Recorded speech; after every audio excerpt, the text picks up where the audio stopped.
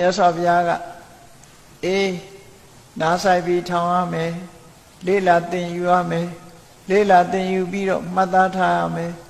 မှတ်သားထားပြီးတဲ့အခါအ내ဒိဗ္ဗေကိုစဉ်းကျင်စဉ်းစားရမယ်စဉ်းစားပြီးတဲ့အခါမှာလက်တွေ့လှုပ်ဆောင်ရမယ်လို့ဆိုတဲ့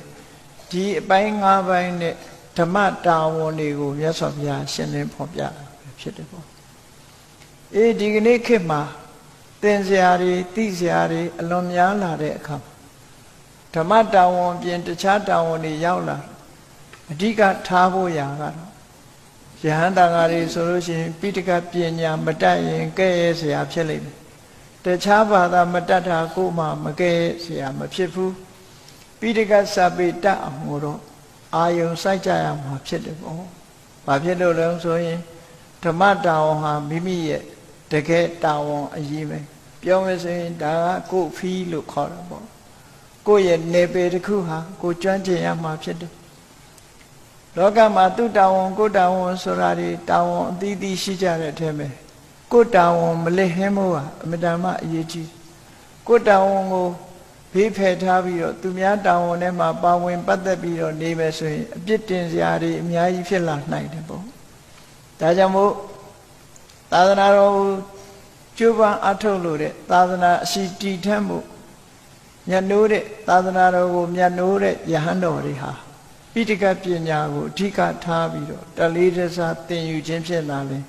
ဓမ္မတာဝန်ကိုဆောင်ရွက်နိုင်တာဖြစ်တယ်ပေါ့ဆောင်ရွက်ကြရမှာဖြစ်တယ်ဓမ္မတာဝန်ဆောင်ရွက်ရင်းကနေပြီးဒီဓမ္မတွေကိုကဘာအနှံ့ဖြန့်ကျင်ပြီးဆိုလို့ရှိရင်ကတော့ language လို့ခေါ်တဲ့ဘာသာစကားဟာလည်းပဲအရေးပါတယ်လို့ပြောရ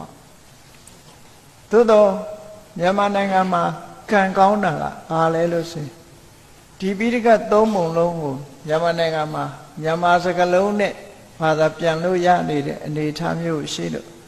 အားလုံးဟာမြန်မာလိုပြန်ထားပြီးသားဖြစ်နေတယ်မြန်မာလူမျိုးတွေဖို့ပိဋကစာပေလေ့လာဖို့အလွန်ပဲတခြားနဲ့စာလို့ရှိရင်လွန်လွယ်ကူတယ်လို့ပြောရအဲ့ဒါလို့လွန်လွယ်ကူမှုတွေရှိနေတဲ့အတိုင်းအတာတစ်ခုမှာမိမိတို့ကိုယ်တိုင်ယဟန်တန်ဃာတွေအနေနဲ့ကြိုးစားအထောက်ကြအဲ့ဒါလို့ကြိုးစားအထောက်မှုမရှိဘဲနဲ့မိမိရဲ့ဓမ္မတာဝန်ကိုလင်ဟင်းထမ်းဆောင်မှုမှလင်ဟင်းနေကြမယ်ဆိုလို့ရှိရင်တော့အပြစ်တင်မွေရာတွေဖြစ်ပေါ်လာမှသိကြတယ်ပေါ့လောကမှာအပြစ်တင်မှုဆိုတာကြည့်လေကိုယ်အလုပ်ကိုကျွမ်းကျင်မှုမရှိရင်ပြစ်တင်ခံရမယ်တခြားအလုပ်ကိုကိုမလုပ်တတ်တာပြစ်တင်စရာမရှိဘူးကိုယ်အလုပ်ကိုကိုမလုပ်တတ်လို့ရှိရင်တော့ပြစ်တင်စရာဖြစ်တယ်သို့တော်လည်းပဲတချို့အတွေးခေါ်မပြည့်ဝတဲ့ပုဂ္ဂိုလ်တွေမြန်မာနိုင်ငံမှာနေပြီးတော့ဒီမြန်မာလူမျိုးဖြစ်ပါရဲ့သားနဲ့မြန်မာစကားမတတ်ဘူးတခြားဘာသာကျွမ်းကျင်တတ်ထိုင်ကိုခုံယူနေတာဟာတော့အလွန်ရှက်စရာကောင်းတဲ့အရာတစ်ခုပဲဖြစ်တယ်မြန်မာဆိုရင်မြန်မာစကားတတ်ရမယ်မြန်မာရဲ့ tradition တွေသိရမယ်မြန်မာရဲ့ culture သိရမယ်မြန်မာပြည်သားရမယ်ဒါမြန်မာတွေအတွက်ခုံယူစရာဖြစ်တယ်မိမိကိုယ်တိုင်ကနေနောက်တိုင်းဆန်ကျင်လို့နောက်တိုင်းသားလည်းဖြစ်မှာမဟုတ်ဘူးဥရောပဆန်ကျင်လို့ဥရောပလည်းဖြစ်မှာမဟုတ်ဘူးမွေးလာတာမြန်မာဆိုတော့မြန်မာပြည်သားဖို့ကအရေးကြီးတယ်မြန်မာပြည်သားပြီးမြန်မာစကားကျွမ်းကျင်မှုကပိုအရေးကြီးတယ်တချို့ကြတော့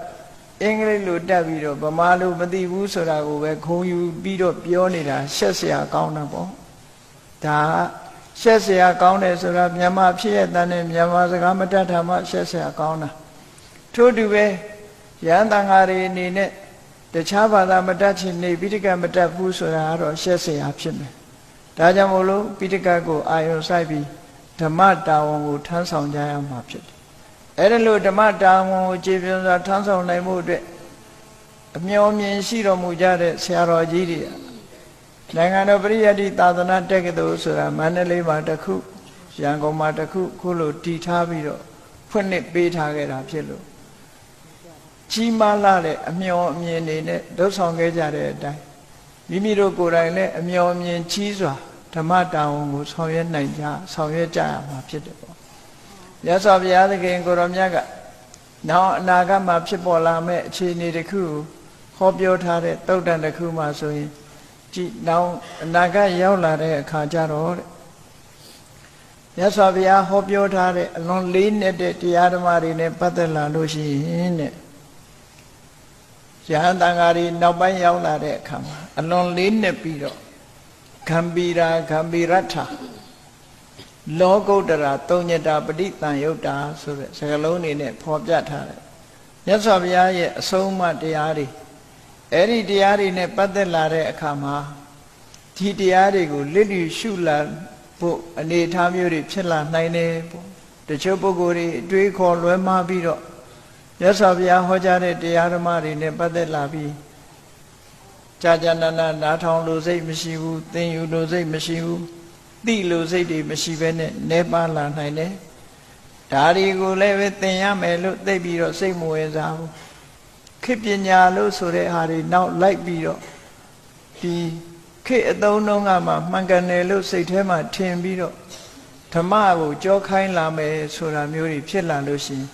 သာသနာကွယ်ပသွားနိုင်တယ်